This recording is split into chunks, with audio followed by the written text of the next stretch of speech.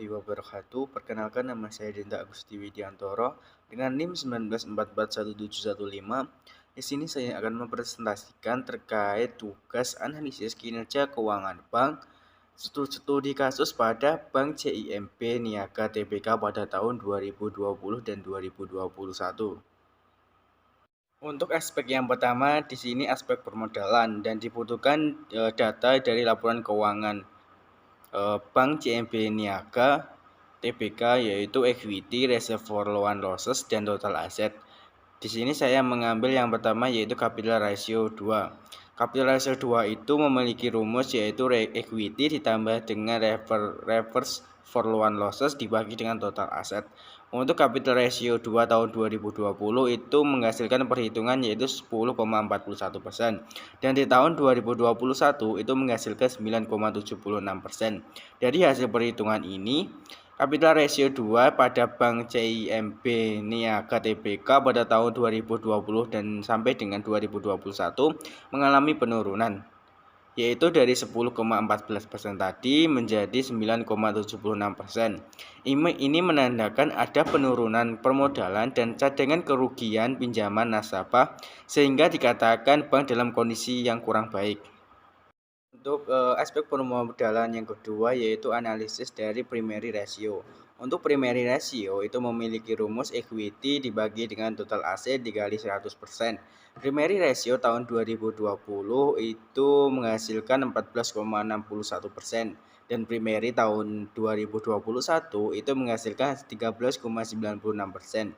Hasil perhitungan primary ratio pada Bank CIMB Niaga Tbk pada untuk tahun 2020 dan 2021 mengalami penurunan dari 14,61% menjadi 13,96%. Ini menandakan bahwa ada penurunan kemampuan bank dalam menyanggah pinjaman nasabah, dan ini kurang baik bagi keberlangsungan dari Bank CIMB Niaga Tbk. Untuk aspek yang kedua yaitu aspek likuiditas. Di sini diperlukan data dari laporan keuangan Bank CIMB Niaga Tbk yaitu kas aset. Kas aset itu diperoleh dari kas ditambah dengan giro di BI. Selanjutnya yaitu total deposit dan total loan atau pinjaman. Yang pertama di sini saya mengambil quick ratio. Quick ratio itu memiliki rumus kas aset dibagi dengan total deposit dikali 100%. Quick ratio tahun 2020 itu menghasilkan perhitungan 13,12%, dan untuk quick ratio tahun 2021 itu menghasilkan 14,83%. Hasil perhitungan quick ratio pada Bank CIMB Niaga Tbk ini di tahun 2020 sampai dengan 2021 mengalami peningkatan dari 13,12% meningkat menjadi 14,83%. Ini menandakan ada peningkatan kemampuan bank dalam membayar kewajiban dengan kas aset yang dimiliki. Ini disebabkan kas aset yang meningkat. Untuk analisis aspek likuiditas yang kedua yaitu banking ratio. Banking ratio itu memiliki rumus total loan atau total pinjaman dibagi dengan total deposit dikali dengan 100%. Quick ratio pada Bank CIMB Niaga tahun 2020 itu menghasilkan 204,84%, dan untuk tahun 2021 itu menghasilkan 189,80%. Hasil perhitungan banking ratio pada CIMB Niaga Tbk pada tahun 2020 sampai 2021 mengalami penurunan dari 204,84% menjadi 189,80%. Ini menandakan ada penurunan kemampuan bank dalam membayar pinjaman. Baik, untuk aspek yang ketiga yaitu aspek rentabilitas. Di sini diperlukan data dari laporan keuangan yaitu laba sebelum pajak, total aset, laba bersih setelah pajak, dan total modal. Untuk yang pertama di sini saya mengambil return on asset dengan rumus laba sebelum pajak dibagi dengan total aset dikali 100%. Untuk return on asset tahun 2020 itu menghasilkan perhitungan 1,05% dan untuk tahun 2021 menghasilkan 1,87%. Hasil perhitungan return on asset pada Bank CIMB Niaga tahun 2020 sampai dengan 2021 ini dikatakan meningkat dari 1,05% dikali sampai menjadi 1,67%.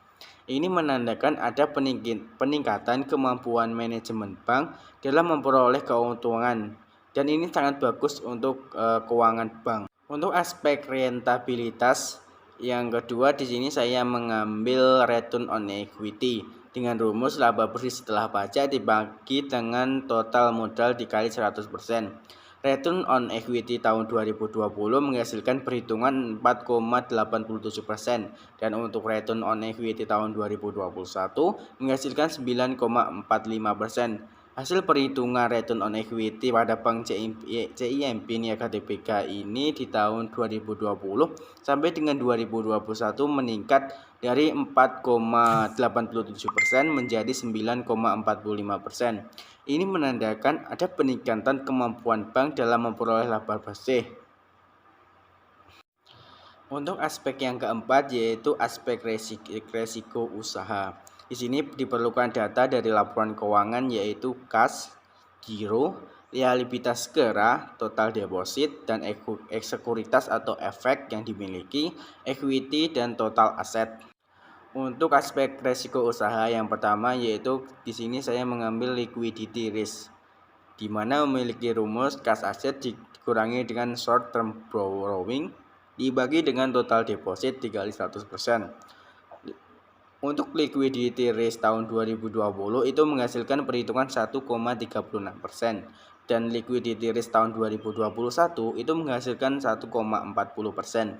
Hasil perhitungan liquidity risk pada Bank CIMB Niaga Tbk pada tahun 2020 sampai dengan 2021 dikatakan meningkat walaupun tidak cukup signifikan dari 1,36% menjadi 1,40%, ada perselisihan 0,04%. Ini menandakan ada peningkatan dalam menghadapi resiko kemungkinan kegagalan memenuhi kewajiban kepada nasabah. Untuk resiko usaha yang kedua yaitu di sini saya mengambil equity risk. Equity risk itu memiliki rumus equity dibagi dengan total aset dikurangi kas dikurangi dengan sekuritas dikali 100%. Untuk equity risk tahun 2020 itu menghasilkan 14,38% dan untuk equity risk tahun 2021 itu menghasilkan 13,71%. Hasil perhitungan equity risk pada Bank CIMB Niaga Tbk pada tahun 2020 sampai dengan 2021 mengalami penurunan dari 14,38% menjadi 13,71%. Ini menandakan ada penurunan kemampuan bank dalam menghadapi resiko kemungkinan kegagalan untuk memenuhi kewajiban simpanan yang segera dibayarkan. Untuk aspek yang terakhir yaitu aspek efisiensi usaha. Di sini diperlukan data yaitu laba operasional, laba non operasional, equity, dan total aset.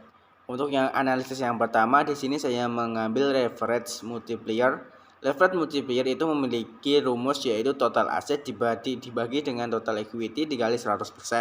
Di mana di tahun 2020 itu menghasilkan perhitungan 6,84 kali. Dan untuk leverage tahun 2021 itu 7,16 kali. Hasil perhitungan leverage multiplier pada Bank CIMB Niaga Tbk pada tahun 2020 sampai dengan 2021 meningkat dari 6,84 kali menjadi 7,16 kali. Ini menandakan ada peningkatan kemampuan bank dalam mengelola aktiva sehingga pengelolaan aktiva sudah dilakukan dengan baik dan benar. Untuk aspek efisiensi usaha yang kedua yaitu asset utilization. Asset utilization DIS itu memiliki rumus yaitu laba operasional ditambah dengan laba non-operasional dibagi dengan total aset dikali 100%. Untuk aset utilization tahun 2020 itu menghasilkan 1,02% dan untuk aset utilization tahun 2021 itu menghasilkan 1,67%. Hasil perhitungan aset utilization pada Bank CIMB Niaga Tbk pada tahun 2020 sampai dengan 2021 meningkat dari 1,02% menjadi 1,67%.